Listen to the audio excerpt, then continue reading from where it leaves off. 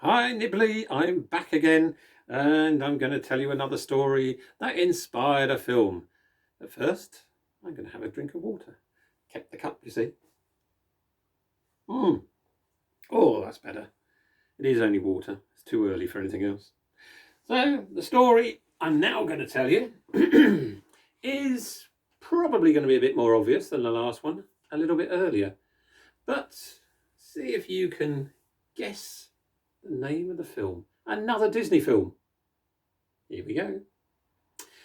Once upon a time, there lived a farmer and his wife.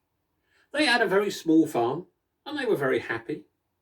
Nothing really happened to their lives much. They made milk from their cows and they made cheeses and they grew crops and they weren't rich but they weren't poor. They were relatively happy as farmers. And one day, the farmer's wife said, "I'm pregnant." Said the farmer. "Marvellous. We're going to have a child." They were very happy. As she got into her pregnancy, the farmer's wife said, "You know what I like? Because some pregnant women do this. Sometimes your mum might have done this." She said, "I want something special to eat." She said, "I really would like cabbage." The farmer said, "But we don't have any cabbage. We don't grow cabbage." The farmer's wife said, "Oh," she said, I want cabbage so much. Oh, I really like cabbage. I love cabbage. I want cabbage soup. I want cabbage pizza. I want cabbage pie. I want cabbage mash. I want cabbage everything. I want cabbage." The farmer said, "Well, we haven't got any. What am I going to do?" And the farmer's wife said, "Oh, but there's some cabbage in the field next door." The farmer said, "Yes, but we can't take that because next door belongs to a witch. We can't take her cabbages." Very silly thing to do. The farmer's wife said, "Oh, I want cabbage. There's going to be cabbage. It's not just for me, it's for the child as well. Oh, we want it for the baby. If we're going to have a healthy baby, we need cabbage." And I want cabbage. I want cabbage ice cream. I want cabbage stew. I want cabbage pasta. I want cabbage biscuits. I want cabbage everything. And the farmer said, "Well, I daren't take anything from the witch's farm." "Oh," said the farmer's wife, "just one cabbage." And so the farmer, he sneaked out that night. He got over the fence into the next field that belonged to the witch, and he took one cabbage. He brought it back and he made cabbage soup, cabbage pizza, cabbage ice cream for his wife. Oh, she ate it. She said, "Oh, cabbage. That's what I wanted. Oh, oh, cabbage. I love cabbage." The farmer, he was still unsure. The next night, the wife said, "Oh, have we got any cabbage left?" He said, "No, you ate it all.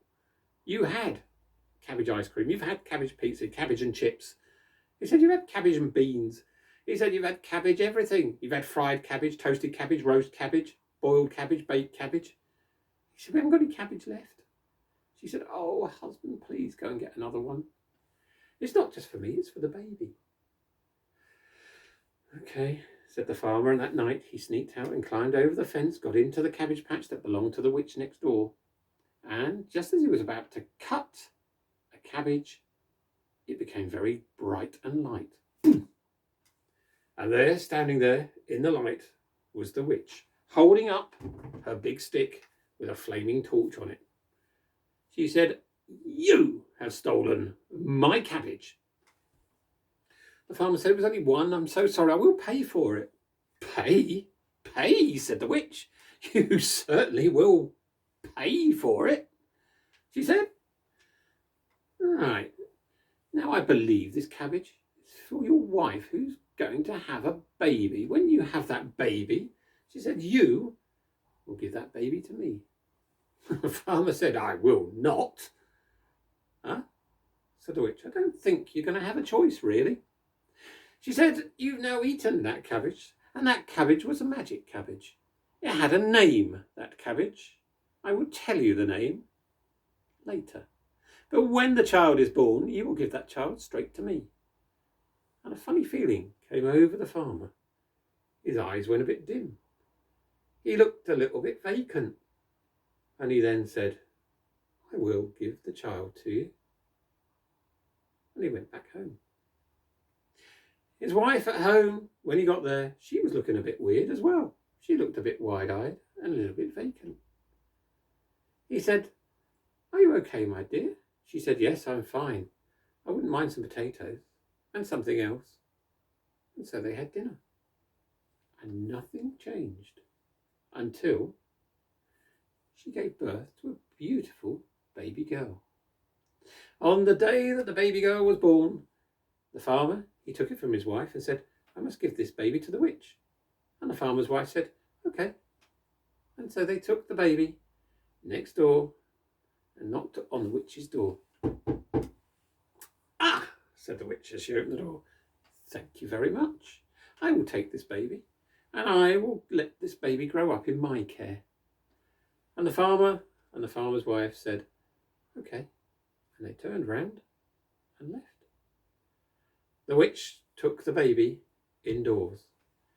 She said, the name of my cabbage was Rapunzel, and Rapunzel you'll be, as you are a direct result of my cabbages, and no man in the world will ever talk to you.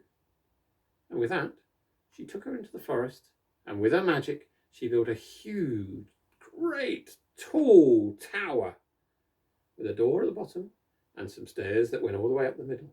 She took the baby to the top, laid her in a crib, and she looked after her there. Every night she would let the baby be. She would leave the tower and go back home, locking the door behind her. Years went past, and the baby never left that tower. She grew up. She became a young girl. When she was about 10, she said, why must I stay in this tower? Why can't I leave? And the witch said, you will never leave. And the girl said, I will one day. I will go through that door. It's the last thing I do. Really, said the witch. Right then, let's see. And with that, she made a spell. The stairs collapsed inside the tower. The door at the front disappeared. There you go, said the witch. You will never get out. Ha! What about you, said the young girl. You'll never get out. I think I will, said the witch. She said, here, come to the window. The girl went to the window, and when she got there, the witch reached behind her head, took her hair that had never been cut, and lowered it out the window.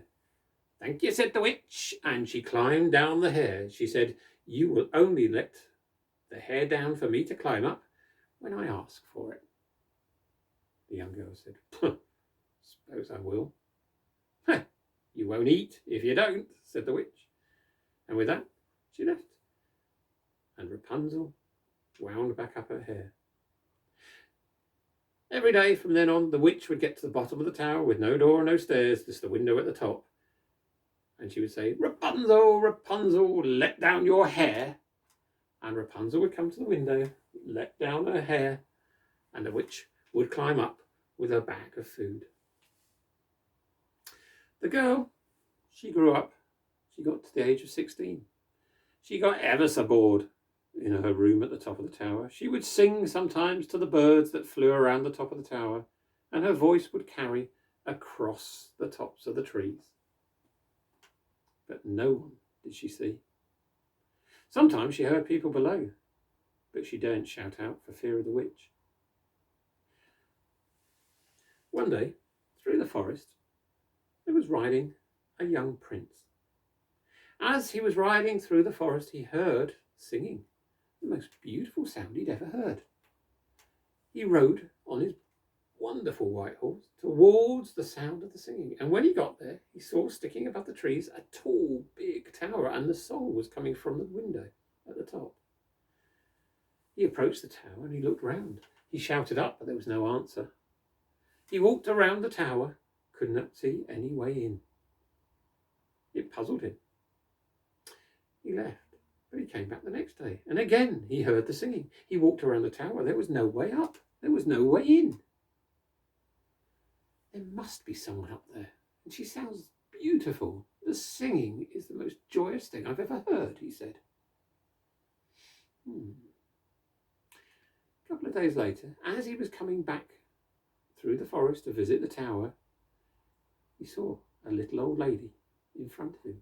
She scurried through the forest with a bag on her back, mumbling and mumbling to herself as she went towards the tower. When she got there, she dropped the bag on the floor at the base and she said, "Oh," she said, "I'm getting too old for this." She looked up, she said, "Rapunzel, Rapunzel, let down your hair." And out of the window tumbled beautiful blonde white hair. "Thank you," said the old lady. And then she climbed up with a bag over her shoulder to the very top of the tower and got in through the window. The prince, who was hiding behind a tree, thought, "Ah, interesting. I'll be back tomorrow." The next day, the prince came back even earlier. When he got to the tower, he looked around. There was no sight of anybody. He shouted up, and in doing the best impression of a little old lady he could, he said, "Rapunzel, Rapunzel, let down your hair." And out of the window tumbled bright blonde white hair. He grasped it, and he climbed to the very top and got in through the window. The young girl that he met was the most beautiful girl he'd ever met. He looked at her. She looked at him. She was surprised. "Whew," she said, "you're not the witch. Who are you?" And he explained. He said, "I've been hearing your singing every day for the past couple of months. It's beautiful. I had to find out who was singing, and now I find you. You are truly beautiful." Said Rapunzel, "but I'm stuck here. I can't get out." Said the prince. He said, "Well, I'll be back tomorrow. We'll think of something." And so for the next couple of days, the prince came back, making sure that the witch had either been or was never around, and climbed up. He said, "Ask for a spinning wheel, just to keep yourself busy." Rapunzel said, "A spinning wheel? Okay." And so she asked the witch next time the witch was there. She said, "Can I have a spinning wheel? Because I'm bored." The witch said, "Okay, a spinning wheel. Yes, please," said Rapunzel. So the witch bought her a spinning wheel, and she started to take her hair and she started to spin it into a golden thread. When the witch appeared, she would hide it underneath her. She would make, out of silk, some nice handkerchiefs. She would spin some threads and do some sewing. But the witch was suspicious. She said, "There's something not right here." 2 days later, the prince, he came through the forest, making sure he was alone. He got to the base of the tower and he said, "Rapunzel, Rapunzel, throw down your hair." She threw down her hair and he climbed up. But right behind him, leapt out of the bush, the witch. She climbed up behind him quietly. He got into the room and he said, "Rapunzel." And the witch appeared at the window and said, "Aha! This is what you've been up to. A plan to escape, is it?" She said, "Well," she said, "I'm bored with you, but you'll still meet no man, ever."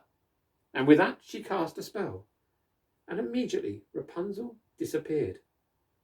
She disappeared to a desert many, many lands away. The witch looked at the prince and she said, "And you will never, ever find Rapunzel."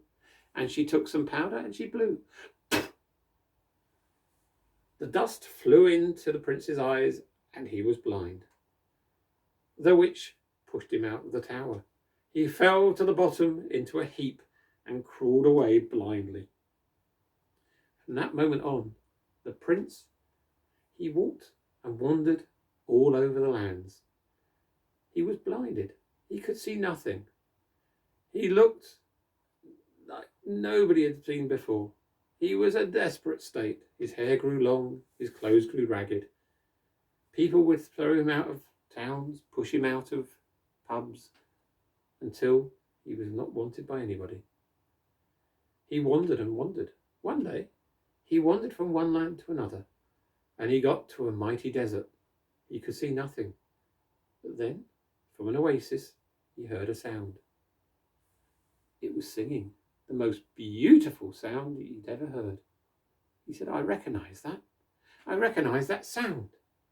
He walked towards the singing, staggering through the desert until he got to the oasis.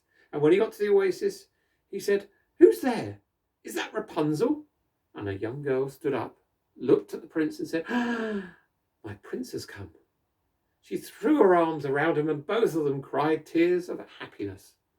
And as the young girl cried tears, they landed in the prince's eyes, and his eyes cleared and he could see again. How in love they were. They went back to the land where the prince came from. He introduced her to the palace. The king and the queen were overwhelmed to see their son again. One day he became king, and Rapunzel became queen. And they lived in the castle forevermore, very happily indeed. So, what was the Disney film there? Look at this. More from the Nibley Cup. So, have a guess. See what you think that film was. I'm going to go and I am going to bring you one more story. One more story for Nibley 2020 virtually. And hopefully I will see you all next year for more stories in my onion tent up in the orchards. But keep watching and there'll be one last story just for you for Nibley 2020. So I will say goodbye for now.